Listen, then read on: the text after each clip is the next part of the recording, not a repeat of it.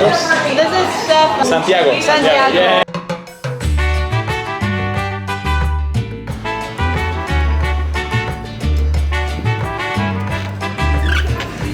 So today I booked this restaurant. It's called London, and then they are on 73 of this year's World's Best Restaurants. I feel super lucky because we just booked this restaurant in the afternoon. Chef, it's a Mexican guy, and he's trying to do the Mexican cuisine with the London produce. Can't wait to try their menu. Let's see how it goes. Welcome up. The idea is for you guys to warm up and get ready for the meal. It's inspired the tortilla soup. In Mexico, normally in the center, we do soup with a lot of tortillas. We put dry chili just to add a heat. We believe that this will like get your appetite going. Tortilla soup? Yeah. Tortilla is like a flat bread made with corn. Then this one we finish it with seaweed water. All of this is como te digo. It's the choices that you need to do. First one, if you want to have any of the supplements, you have one at the beginning, the taco de asada. The other one at the very end, the buñuelos. So basically these two are add-ons. So you want to have them, you can have them. And finally the main course. That one comes in the middle for you to share. So you will need to agree on what you're having. Either the porchi carnitas or the octopus.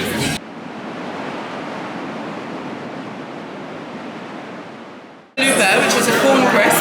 With a mole, you're going to hear that word a lot, it just means sauce. You think like guacamole, just means avocado sauce. So ours is made from pistachio. Then you have caramelized blue cheese, British courgette that's been dressed in Scotch bonnet and kombucha. Yeah, so this is our first dish. It's some kind of, I feel like it's like a tart, but they have some mole in it. Pistachio mole, so it's really special. You eat it in one bite. Outside is very crispy, and then you eat it, the inside is like soft, a lot of flavor.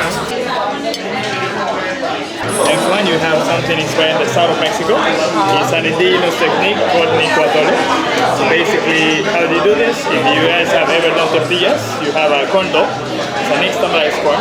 You will mix that corn with juice or syrup. This one has yellow pepper and habanero juice. Then you cook it down for a couple of hours until it becomes quite creamy. That custard, we cover it with two sides. First one is British caviar, and the second is cranberry. This is super beautiful. It's like a painting.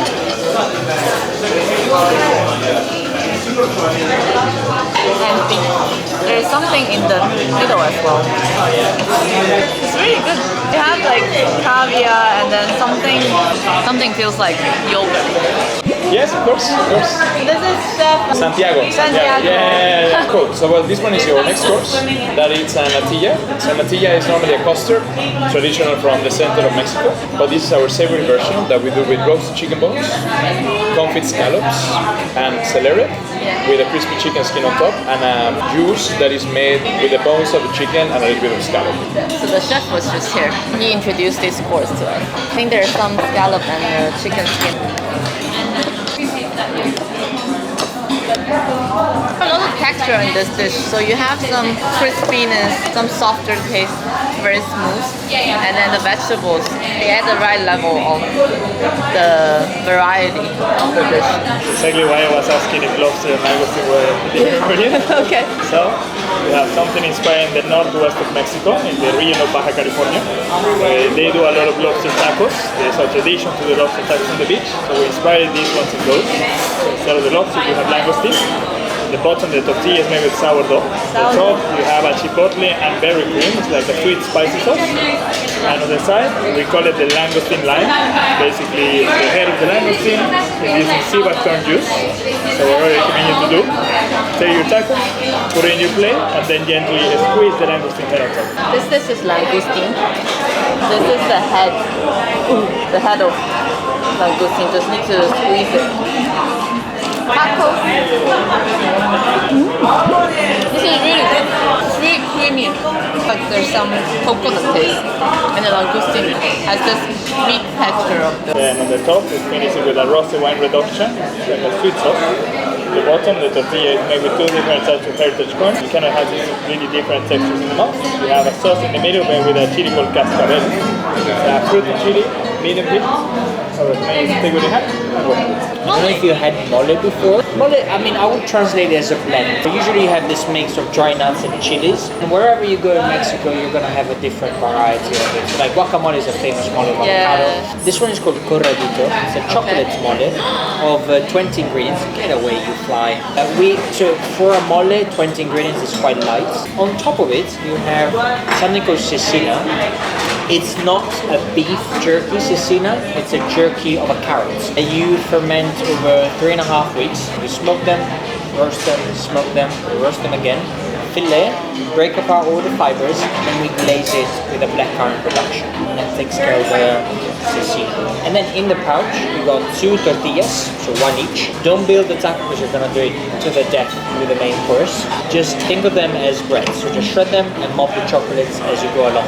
So in every Southern America restaurant, you have one dish about mole. They all say that they're very special. So let's figure out. This is a chocolate kind of mole. It feels like a jerky beef, I don't know, but it's actually carrots. And then it took them 3 weeks to prepare it. And when you cut it, it's really easy to cut to. You can actually smell the smokiness. I'll just try this first. Like the smokiness exploding in your mouth, and then they also give you 1 tortilla, sauce, the chocolate sauce. It's really special taste. I thought it would be sweeter than it actually is. Some woody kind of taste. Next one is indigenous technique from the Yucatan Peninsula. We call it chile mole. So the chile mole is the black paste that you see on the top. This really dark paste is made with dry chili seeds and tortillas. In the middle we have a charred shrimp trout that we just finished over the grill. Bottom a sauce made with piquin chili and horseradish. Piquin is quite citrusy chili from the center of Mexico.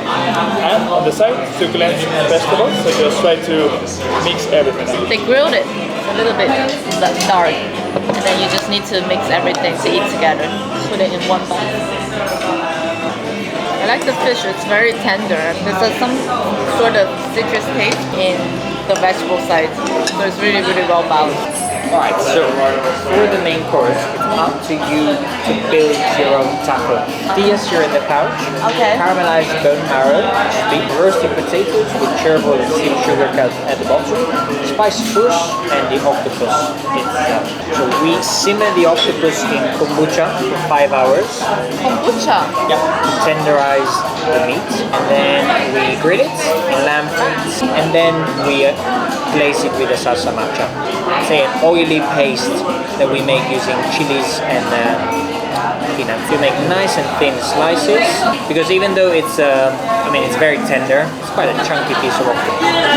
Also, you're gonna have more. Guideline: I like to have the caramelized bone marrow first on the tortilla, like butter. Spread it, scoop it, and spread it on the tortilla like butter. Yeah. And then you can put a couple of slices of the potato.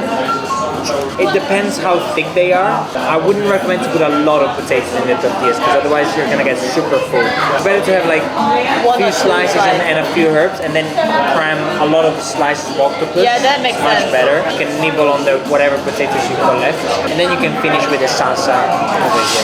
This tortilla is just so good because they also have some like sweet taste. I don't know where it's from. After you put the sauce in, it's even better. I think it's my favorite dish of the entire meal.